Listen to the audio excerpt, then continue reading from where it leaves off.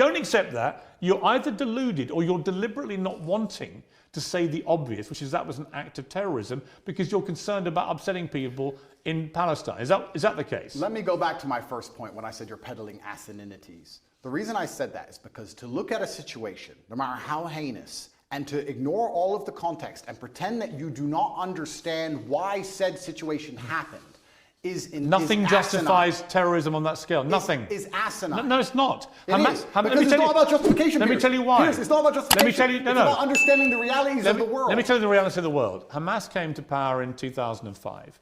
Hamas's initial founding charter made it clear that they are for the eradication of Israel.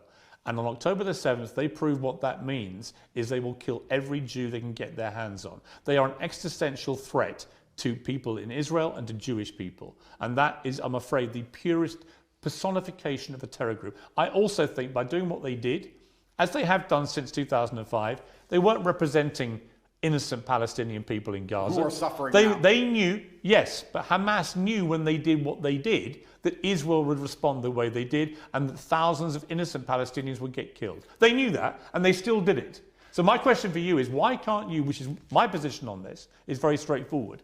What Hamas did was an act of terror, an absolutely despicable act of terror, and should be called exactly what it is. And they are now demonstrably a terrorist group. That is why they were rightly prescribed that by the UK and America and other countries.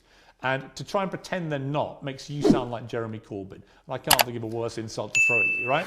So I don't think me and Corbyn agree on that. But I also think there are legitimate questions to come about the way Israel's responded. We can come to that. But I just want to ask you one more time. Is what Hamas did on October the 7th an act of terrorism?